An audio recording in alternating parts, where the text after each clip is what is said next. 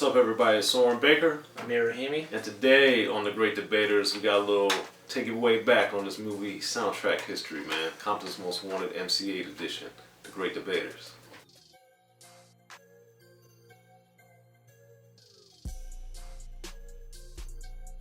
Alright, everybody, so Amir and I are back here on The Great Debaters, and today we're going to be talking about songs from two of the most important soundtracks in rap history. We got the Boys in the Hood and the Menace to Society soundtrack, but we're going to be focusing on two songs in particular. The first, Compton's Most Wanted, Coming Up in the Hood, Growing Up in the Hood, and we got Streight Up Menace from Menace to Society soundtrack. Oh yeah. So for Growing Up in the Hood, man, this song was the single off Boys in the Hood. Lots of hoods going on here. But the thing that I thought was interesting was that obviously they have other bigger name artists that are on the soundtrack, and they went with Compton's Most Wanted. Yeah. Which I thought was amazing, and then the song itself I thought was phenomenal what Eiht and Chill did on there. So for you, Amir, looking at this lineup, first, why do you think they picked Growing Up in the Hood? I don't know. I don't know. Okay. You know what actually kind of just popped in my head, and What's that? I don't know if it has any validity to it, but is it possible that it could be a slight jab at NWA, choose another group from Compton, considering this is Ice Cube's quote-unquote kind of soundtrack? Is that a possibility? I don't think so, because they would have made How to Survive in South Central if they wanted to do that. Okay. They would have made that more of the push, in my opinion. I don't know, it just popped in my head, so I was like, maybe. But to answer your first question, I'm not sure, aside from the fact that the song is incredible, you know. Okay. Well, as far as the song itself, one of the many things that I've always liked about Compton's Most Wanted was that they really showed the highs and the lows of the gangbanging life and didn't glamorize it. And that's definitely clear on this song. You know, we have a lot of negative things happen to both Eiht and Chill in the song. Yeah, a lot of violence, a lot of, chaos surrounding them and what actually happens to them in the song. So what did you take from the verses in the song? So basically what you said, Eiht pulls out a date, MC Eiht pulls out a date where he mentions 84, I'm assuming to deal with the crack epidemic, and he's slanging and he kills his first 8-ball and stuff like that. But one thing that to really talk about your question was in the second verse where Chill goes in and he's mentioning, selling, and this is kind of more when he's on, I guess, on top of the game is the second verse, right. And he has the clout, as he so says it. Come time where the closing verse where Chill's in there, and he ends the song saying he has no clout. I thought that was very clever, right. How he combined, or not. He flipped it. He flipped it, and in the end where he says he has no clout, he ends up getting shot by the police when he's trying to flush his rocks, right, to get rid of the evidence. So I thought, yeah, it shows, as we've seen a lot in rap, gangster rap songs especially, you see the pros and then the cons, kind of like as we discussed in a previous video, where you mentioned Ice-T, where he goes in the pain, and he's talking about how it's fun in the beginning, but it's pain in the end. And this is kind of exhibited on this song, especially with Chill's verses, and Eiht goes in as well. And I think complimenting them was the production. I really thought the samples they used and just kind of that heavy, deep, dark sound that Compton's Most Wanted became known for.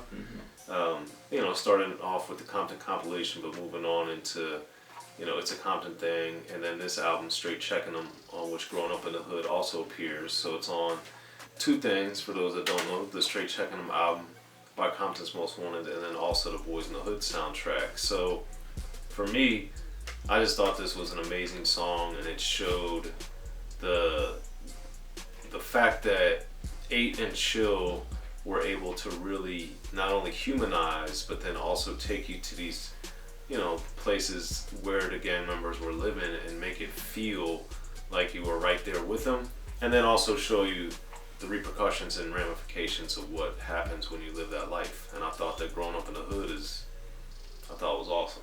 Yeah, man, I'm happy you mentioned that beat, because the change-ups and the bringbacks, and then... So that's Slippin' Unknown. Slippin' Unknown, man.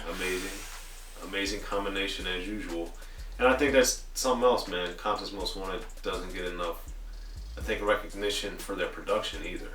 You know, Eiht, obviously throughout his career, and then Chill while he was, you know, out and in the group, you know, they did a great job rapping, but I think the beats for Compton's Most Wanted were always amazing to me. And this is another prime example. Now, that being said, we got to move on to the second track, the Streiht Up Menace, which was from the Menace to Society soundtrack. So, you know, this was really the introduction of Eiht as a solo artist. Oh, yeah. And, you know, from Compton's Most Wanted, Chill wasn't around, and so Eiht had already assumed this on Music to Drive By as the rapper of Compton's Most Wanted, but now we're seeing him take the spotlight as a solo artist, and I thought it was an amazing way for him to launch his career with Streiht Up Menace from the Menace to Society soundtrack, and then of course Eiht is in the film and has an amazing role in there.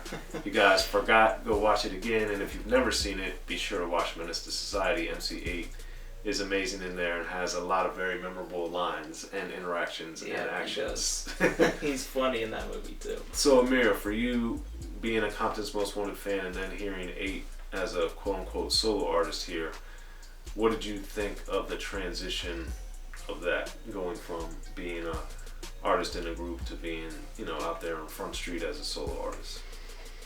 I really thought he pulled it off.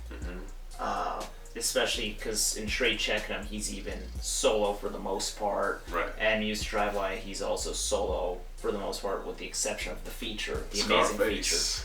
But that song's amazing. But to go to the Menace Society soundtrack and then to his first solo album, I thought he was always great at holding it on his own. This song, and another thing, kind of a side note, I always love how he put Eiht in a lot of the song titles, and he'd switch it up to include his name in there, which I always thought was great, especially with Streiht Up Menace.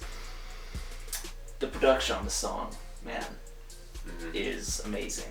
And it's very different. It's kind of more uplifting, the instrumental, as opposed to Growing Up in the Hood, where it's more dark and hard and a little more fast-paced.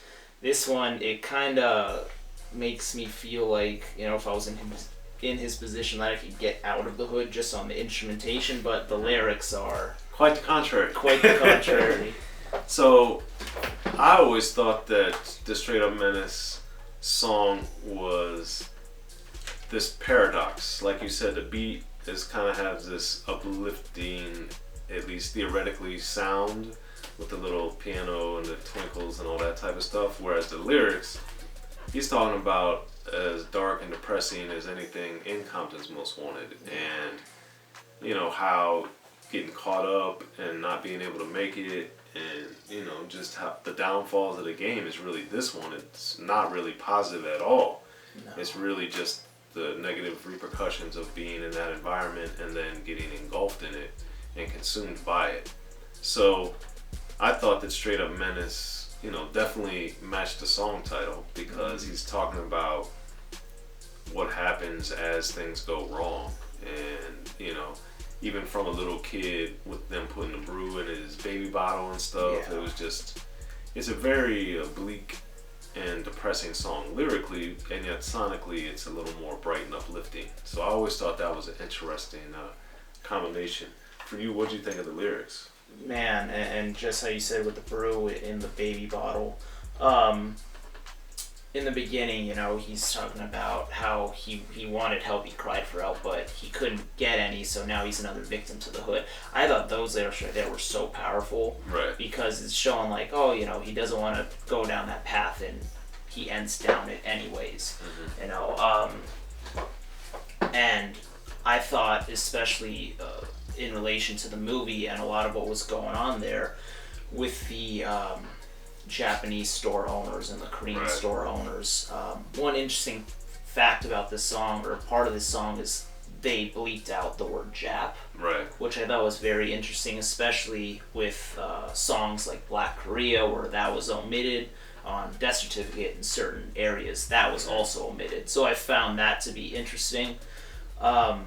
Dude, this song, I mean, just everything about it, and the bridge, how it's extended before the third verse I also thought was strong, and dropping parts of the instrumental going to the third verse. Eiht, man. Yeah, I think MC Eiht is definitely one of the most underrated, underappreciated, and unsung artists in rap history. And these two songs are prime illustrations of that, as are Compton's most wanted MC Eiht solo albums. So Amir, now that we've gone through each song, it's time to say which one we think is the better of the two. So you going with Growing Up in the Hood, or are you going with Streiht Up Menace, and why? Streiht Up Menace for me. Okay. It's hard, you know. Similar subject matters, completely different instrumental vibes. I don't know. I think it's a little bit of nostalgia. I don't know. I think I really enjoyed the uplifting vibe of the instrumental. Okay. And I also love the storytelling by Eiht on that song. Chill and Eiht did like so well on Growing Up in the Hood, and the production by Slippin' Unknown was also great, but I'm giving it the slight edge to the Menace to Society song. All right, well, we're gonna diverge here. I'm going with Growing Up in the Hood, man. I think one, I like the beat more, in the sense I like the sampling in the chorus and how they scratch it and bring in the different elements there. And then I think that the beat is just matches what Eiht and Chill are saying so well, and it kind of gives that extra layer to the storytelling. Like, you kind of feel how Chill and Eiht are navigating through these different scenarios that they're portraying, and you know, the bass line, or you know, the sound effects, I think really accent that very well in Growing Up in the Hood. So that's why I'm gonna roll with that one. But that's what I think, and that's what Amir thinks. What do y'all think? Be sure to hit us up in the comment section and let us know what you think about our thoughts. And be sure to also share, like, and subscribe to both Unique Access and Rappin' and Snackin'. And we'll hit you guys back in the comment section as always. I'm Soren Baker. Amir, Rahimi. And check us out, y'all, the great debaters. Like, subscribe, and share. Be sure to check out the History of Gangster Rap by Soren Baker. He's official. History of Gangster Rap features exclusive interviews with Ice-T, Snoop Dogg, MC Ren, the D.O.C, and dozens of others. The History of Gangster Rap, a definitive look at how Los Angeles changed rap forever. In Los Angeles, the streets definitely set the tone of the hip-hop music. At 19, I got a $50,000 car. My whole angle always was, I'll be street, but I will always tell you the horrors that go along with this life. There will be penalties and casualties for just wearing the wrong color in somebody's neighborhood. And once gangster rap made it from the streets to the TV, the genre exploded. What's that 5 on Young TV back with NWA? Yo MTV, it just catapulted us from being local heroes to national gangbang rappers. The History of Gangster Rap discusses it all from 1980 up till today. There's always gonna be shit happening in the street. You know what I mean? So it's always gonna be something to talk about. The History of Gangster Rap in stores now.